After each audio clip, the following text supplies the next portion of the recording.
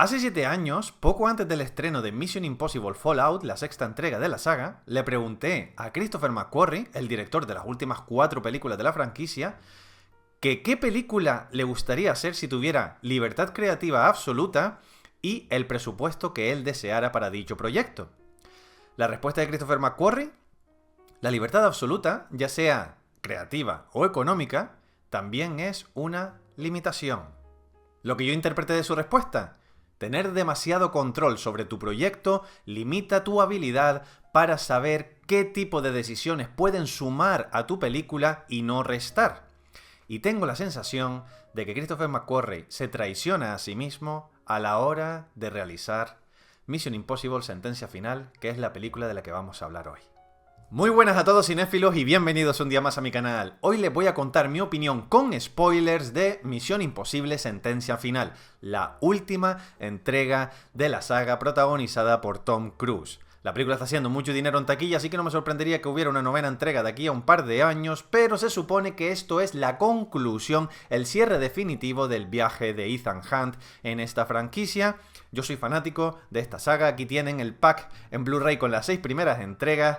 Casi todas las películas las he visto más de una vez, me encanta la saga, bueno, menos la segunda me parece una basura. Sé que Iker González Urresti la defendería, pero en mi caso en concreto la verdad es que a mí no me gusta nada, pero todas las demás las defiendo a muerte. Esta película para mí era una de las más esperadas del año probablemente, porque yo disfruto mucho de esta saga, me encantan las pelis de espionaje, las set pieces tan realmente asombrosas que nos construyen Christopher McQuarrie y Tom Cruise, pero yo creo que al cine de acción, ya llevamos 120 y pico años de cine, hay que exigirle un poquito más.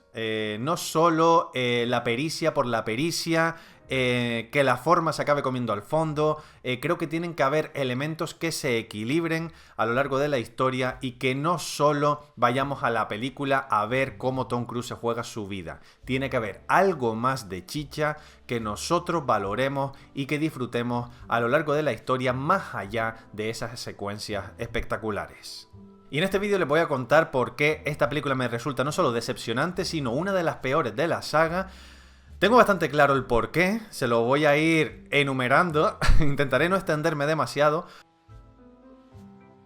pero considero que esta película podría haber hecho las cosas de una forma mucho más simple y habría funcionado 1000 veces mejor contando una historia prácticamente igual a la que nos han contado Christopher McQuarrie y Tom Cruise en esta entrega. El principal problema de esta película es que es una de las películas más expositivas que yo he visto en mi vida, ya sea dentro del cine de acción o de cualquier otro tipo de cine.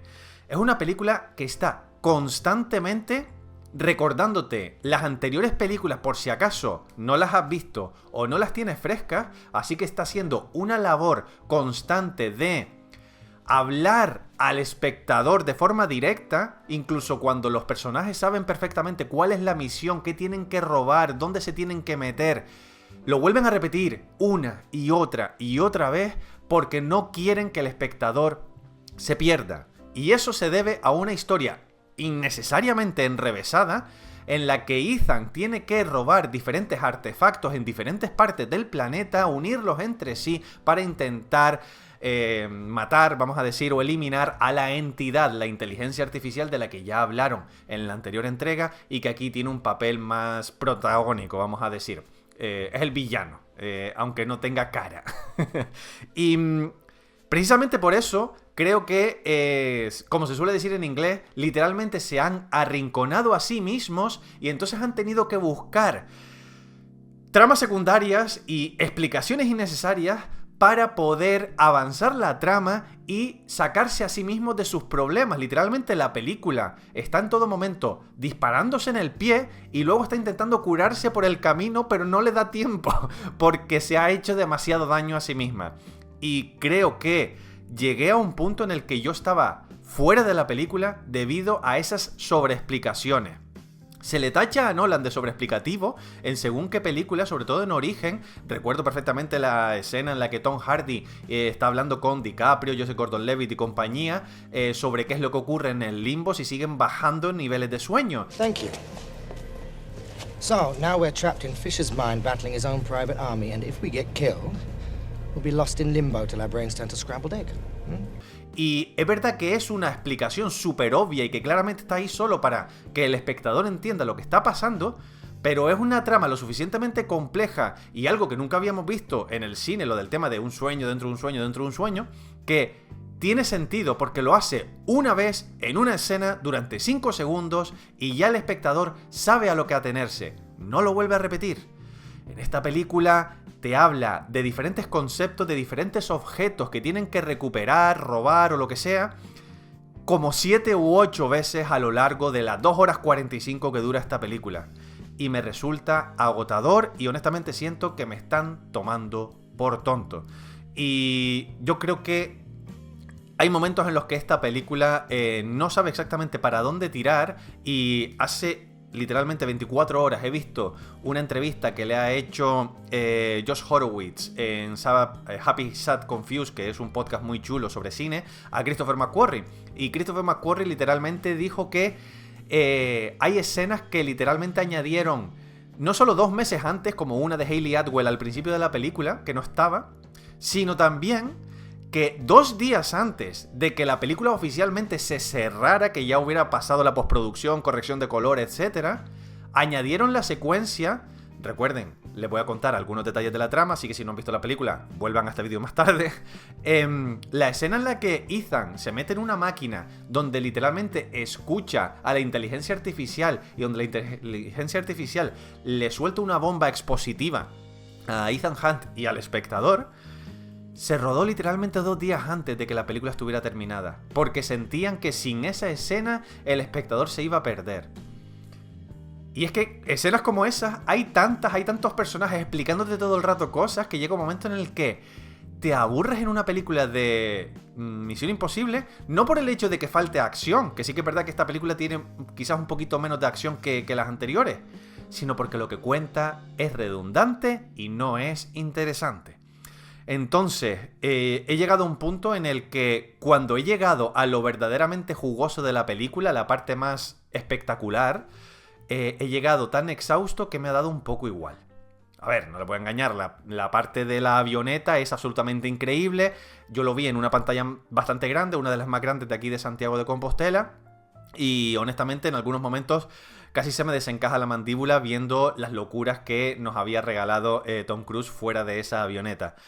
Pero literalmente es al final de la película y has tenido que mamar 2 horas de exposición totalmente innecesarias.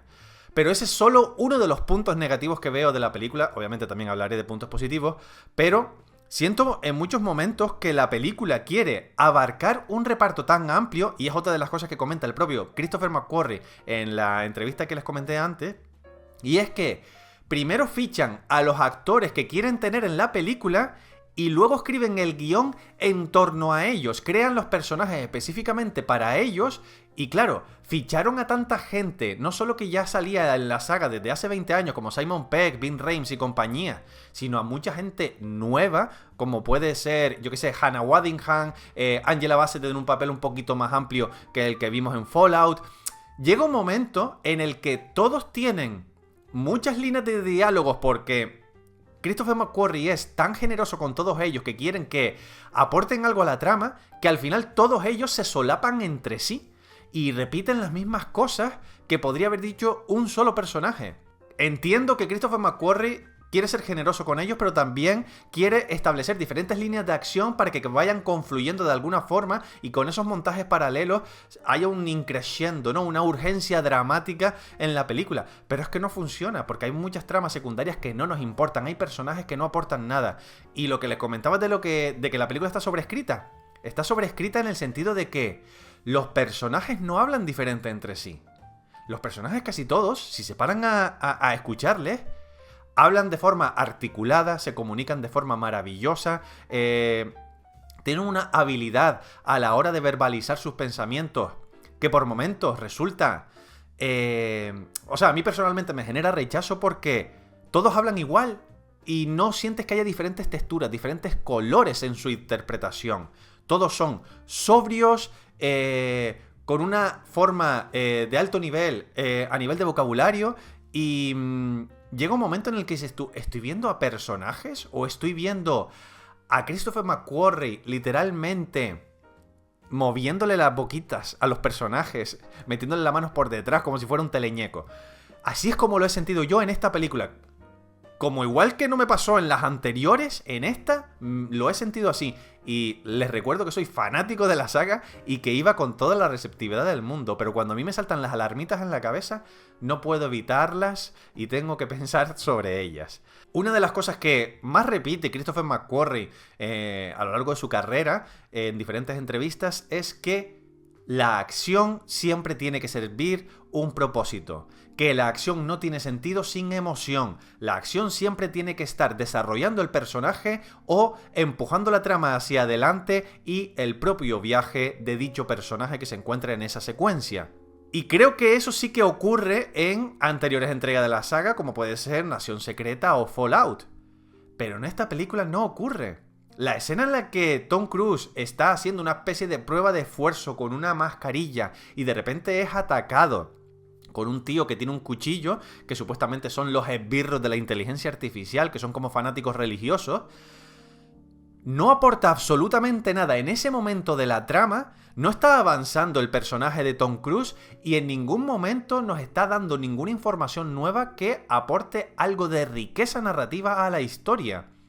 Y está ahí única y exclusivamente para aportarnos una escena a mayor gloria de Tom Cruise. Y a veces siento, honestamente, por primera vez lo he sentido en esta entrega, que la película es tan reverencial a la figura de Tom Cruise, como si fuera el héroe definitivo, que a cierto nivel lo es, que es contraproducente para la propia historia, porque aquí en esta entrega es la película en la que Ethan Hunt está más solo que nunca, donde hace misiones y tiene secuencia donde él está solo, y además el propio Christopher McQuarrie, en la entrevista que les comenté antes, que fue muy interesante, dice que creo que el personaje de Ethan Hunt en esta película tiene menos de 500 palabras dichas a lo largo de toda la película, porque Ethan Hunt se pasa la mitad de la película escuchando cómo le rajan la oreja otros personajes con monólogos interminables.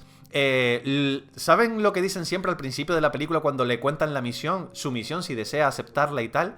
Literalmente es una especie de prólogo en el que nos resumen toda la saga, consecuencias de todas las películas, y en la que la voz de Angela Bassett, que interpreta a la presidenta de los Estados Unidos, está literalmente haciendo un homenaje que debería estar colgado en YouTube, porque a mí ese homenaje casi se me saltan las lágrimas de lo bonito que es, pero es tan autoconsciente que no siento que estuviera viendo a Ethan Hunt. Estoy viendo a Tom Cruise haciendo malabarismos con su cuerpo y su físico, a mayor gloria del propio Tom Cruise, y que disfrutas, pero como espectador de la saga a nivel general, no como persona que está en el cine viendo una historia. Lo sentí como fuera de la historia. No sé si a ustedes les pasó. Y como esa secuencia hay varias más en las que los personajes están literalmente contándole cosas súper complejas o enrevesadas, y Ethan Hunt está simplemente ahí sentado asintiendo sin decir nada.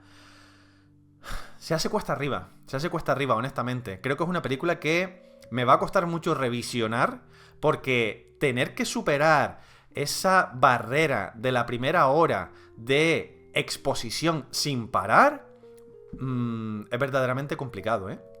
Luego los personajes... Por ejemplo, el personaje de Benji sí que me gusta porque se nota que ha evolucionado, en un momento dado se convierte como en líder del equipo, claramente ha desarrollado sus habilidades y él a cierto nivel salva a muchos de ellos intentando desactivar esa bomba del final, gracias a los conocimientos que ha ido ganando a lo largo de la saga. Aquí, por ejemplo, no es una mera comparsa de Tom Cruise o no está todo el rato soltando bromas ni nada por el estilo. Es más, creo que es la película en la que menos bromas hace el personaje de Benji. Pero no siento que la película aproveche y exprima al máximo el grupo. Tarzan Davis, el actor este que creo que ya salía en Top Gun Maverick y que aquí tiene un papel prominente, entre comillas, casi todos los planos de ese actor, por favor, revisen la película, casi todos los planos de este actor son planos de reacción donde no dice nada. Es él mirando muy fuerte, con mucha intensidad. No aporta prácticamente nada, es simplemente... Es como Falcon en Capitán América, el Soldado de Invierno, pero sin ningún tipo de color, como le suelo decir yo.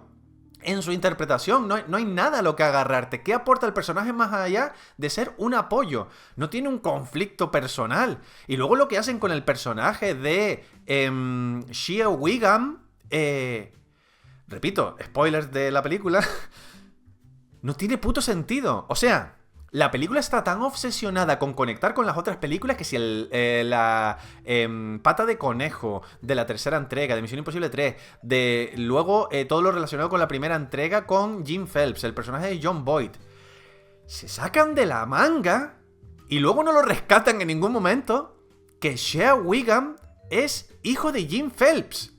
Nosotros no sabíamos que el personaje de John Boyd tenía hijos. Creo que en la primera entrega no lo mencionan en ningún momento. Y ahora resulta no solo que tiene un hijo, sino que es policía que está persiguiendo a Ethan Hunt y te dan a entender en un principio como que ese personaje tiene una vendetta personal contra Ethan, pero luego él te lo desmiente en una conversación que tienen y luego eso no se recupera en ningún momento más durante la película. Es que no se habla, no tiene ningún tipo de papel más allá de intentar unir todas las películas entre sí, y creo que es el mismo error que se comete en Star Wars, sobre todo en las últimas entregas, en Rise of Skywalker. Somehow Palpatine has returned, ¿no? Somehow Palpatine returned. De alguna forma Palpatine ha vuelto. No se sabe cómo, pero ha vuelto. Pues en Rise of Skywalker ocurre eso, y en esta película siento que hacen lo mismo. En plan, la pata de conejo en la tercera entrega no se explica lo que es. ¿Y si la unimos a esta entrega y decimos que es un artefacto que está relacionado con la inteligencia artificial, tal? Es como que dicen, wow, brillante idea, y así hacemos un cierre del círculo. Pero ¿qué me aporta a mí? A nivel personal, más allá de hacer una especie de crossover entre las películas. No me aportan nada. Entonces es como el relleno del relleno del relleno. Hay un montón de subtramas que lo único que hacen es alargar el camino y obstaculizar el camino que tiene que realizar el personaje de Ethan Hunt para llegar a sus objetivos. Se pasan 45 minutos de película hablando del plan de ir al jodido submarino y entre medias meten como 4 escenas que no le importan a nadie hasta que conseguimos llegar al submarino, que es una de las escenas. Y yo les digo una cosa, se gastaron 20 millones en construir un submarino que pudiera girar sobre sí mismo 360 grados para que se jugara una vez más la vida el propio Tom Cruise. Y la escena, honestamente, creo que tiene cero urgencia dramática. Porque primero, sabes que Ethan Hunt no se va a morir, porque todavía queda 40 minutos de película y no le hemos visto en la avioneta. Eso va a empezar. Entonces, ¿sabes qué va a salir de ahí? ¿Cuál es el miedo que nosotros sentimos en esa secuencia, más allá de ver cabezas nucleares que están ahí en el agua, moviéndose de un lado para otro, impidiéndole la salida a Ethan del lugar?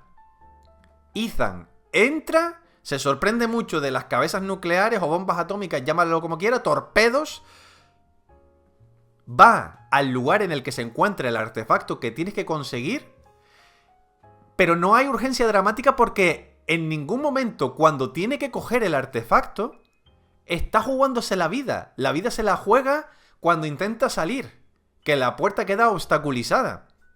Algo que sí hace bien Nación Secreta es cuando él se tiene que meter dentro de una especie de piscina enorme, donde hay una turbina, y él tiene que coger unas tarjetas, insertarlas para acceder a la información que necesitan para el clímax de Nación Secreta. Y él básicamente tiene 4 minutos para poder hacer todo eso porque obviamente Ethan tiene que aguantar la respiración durante 4 minutos. Entonces sabes que se está jugando la vida porque no puede respirar y que si no consigue introducir esas tarjetas, pues una vez que empiece la turbina a correr, pues él no va a poder llevar a cabo la misión y su vida está literalmente al límite. Aquí no. Porque sabes que tiene su mascarilla, tiene su aparatejo y tal para poder moverse, respirar y todo el rollo. Pero es que además de eso, tú ves simplemente cómo lo coge y se marcha. Si todo gira en torno a capturar ese objeto, ¿por qué le pones en peligro, entre comillas, después que consigue salir relativamente airoso de la situación con cierta facilidad? ¿Por qué no lo haces durante? Y además, lo que me resulta curioso es que el submarino no se ha movido ni un solo milímetro durante décadas en el fondo del mar. Entra Ethan Hunt, le entra un poquito de agua al submarino y el submarino durante toda la escena se pasa dando vueltas y cayéndose más al fondo del mar. No para de moverse. En plan, ¿qué cojones está pasando aquí? O sea, ¿tanta agua entró como para que el submarino, literalmente, después de 50 años sin moverse, ahora de repente parezca que hay una discoteca? No sé, son cosas que a mí me sacan. Y además siento que se gastaron un dineral totalmente innecesario. Pero aquí que construyan un submarino entero para que luego solo veas 2 secciones o 3 del submarino y no se vea nada más, no es un personaje más en esa secuencia, ni mucho menos, porque tampoco ves tanto del submarino. Ves eso, creo que 3 lugares, como mucho. Pues al final es gastar muchísimo dinero de forma innecesaria. Además, Christopher McQuarrie, vuelvo y repito, lo vuelvo a decir en esa famosa entrevista, dice que esa escena del submarino iba a ser el principio de la anterior película, de Dead Reckoning, de Sentencia Mortal. Pero no terminaron de encajarle bien las piezas y decidieron retrasarla y la acabaron metiendo en el tercer acto de la siguiente película. Yo lo siento, pero le salió bien con Nación Secreta y con Fallout, pero ya en Dead Reckoning claramente la fórmula no estaba funcionando y en esta queda muy claro que una película, salvo honrosas excepciones y escasas excepciones, no debería iniciar su rodaje sin un guión que se sepa exactamente qué es lo que ocurre, por qué ocurre y a dónde se quiere llegar. Christopher McQuarrie a lo mejor sabía el destino de esta película, cómo quería terminarla, pero los huesos, la estructura de la historia no estaba ahí y tuvieron que ir improvisando sobre la marcha a lo largo de todos los meses que duró el rodaje de esta película. Y a mí, honestamente, como espectador, me parece que lo que dije al principio, y ya cierro el círculo y termino mi opinión sobre esta película, el exceso de libertad creativa hizo que se pasaran del presupuesto, que creo que la película costó más de 300 millones de dólares sin contar marketing. Esta película necesita ser probablemente entre 700 y 800 millones solo para no perder dinero. Y la película más taquillera de la historia de la saga es Fallout con 800 millones. Así que a mí las matemáticas no me salen. McQuarrie creo que se ha traicionado a sí mismo, ha hecho justo lo que decía hace 7 años que no se debería hacer, y creo que el hecho de que Tom Cruise sea productor de la saga y que él ya haya dirigido su 4ª película en la saga les dio tanto poder que hicieron lo que les salió de los cojones y fue en contra del propósito inicial de la película, que es que siempre haya un factor emocional en lo que está contando. Supuestamente Ethan y el personaje de Sai Morales, Gabriel creo que se llama, tienen un pasado juntos, que lo establecen en la anterior entrega. Aquí no lo exploran en absoluto. Y McQuarrie dijo en una entrevista que era porque él tenía más escenas del pasado de Gabriel con Ethan y que simplemente no funcionaba. Que vieron en el montaje, vieron que esa escena le sobraba y si se podía ir, se quitaba. Pero claro, es que el villano te da igual, está ahí, dices tú, vale, lo único que importa del villano es que tiene colgado del cuello un artefacto que Ethan necesita. Ya está, ya está. En fin, voy a decir un par de cosas positivas de la película. La escena de la avioneta es espectacular, probablemente una de las más espectaculares de toda la saga, y Tom Cruise está loco, está como un cencerro. La banda sonora no volvió Lorne Balfe, fueron 2 compositores que aparecieron nuevos para la saga así un poco de repente, porque Lorne Balfe había hecho Fallout y Dead Reckoning, y la verdad es que hacen un gran trabajo interpretando las labores de Lorne Balfe, y yo creo que el alma de Lorne Balfe se mantiene intacta en esta entrega. Y creo que es una banda sonora más digna, honestamente. Yo diría que incluso notable. No llega a los niveles de Fallout, que me parece increíble, pero la verdad es que acompaña muy bien a las imágenes.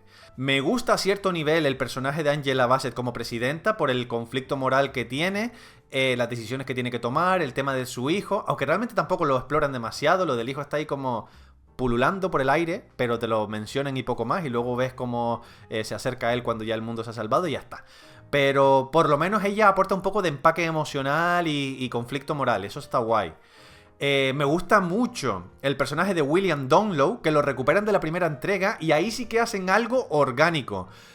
Tiene sentido en la trama, esa parte está bastante bien.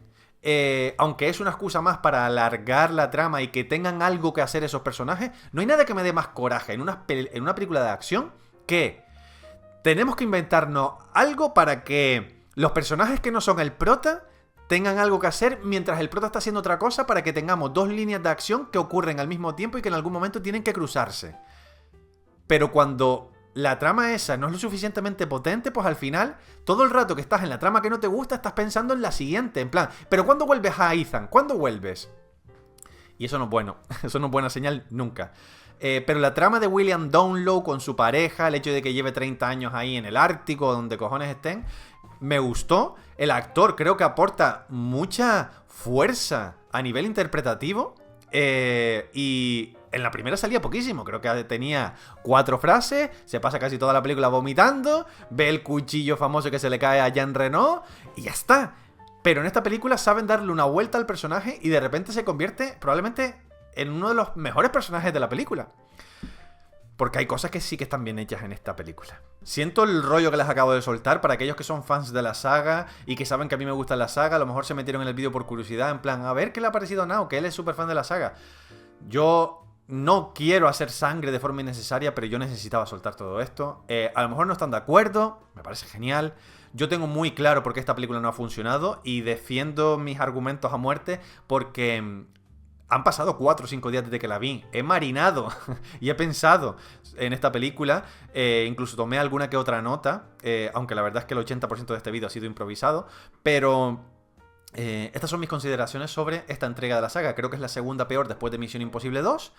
Creo que es un cierre agridulce, con escenas potentes pero bastante decepcionante a nivel general, y honestamente espero que haya una nueva entrega donde vuelvan a la base de la franquicia, lo que verdaderamente funcionaba, y nos regalen una entrega en la que la emoción y la simplicidad, que no simpleza, vuelva a cobrar protagonismo en la historia, porque a veces menos es más, y en esta película ha sido todo el rato más es menos.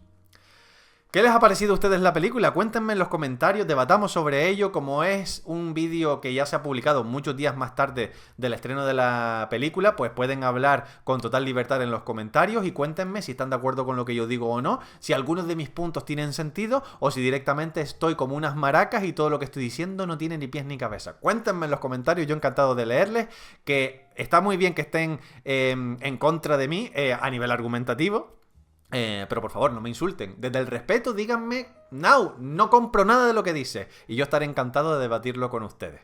Y si les ha gustado este tipo de análisis así un poco más intensito y largo, pues les animo a suscribirse al canal, activar la campanita y dar me gusta al vídeo, porque eso ayuda a su visibilidad. Yo me despido por hoy y como siempre les digo, muy pronto van a tener más vídeos, pero hasta entonces, nos vemos en el cine.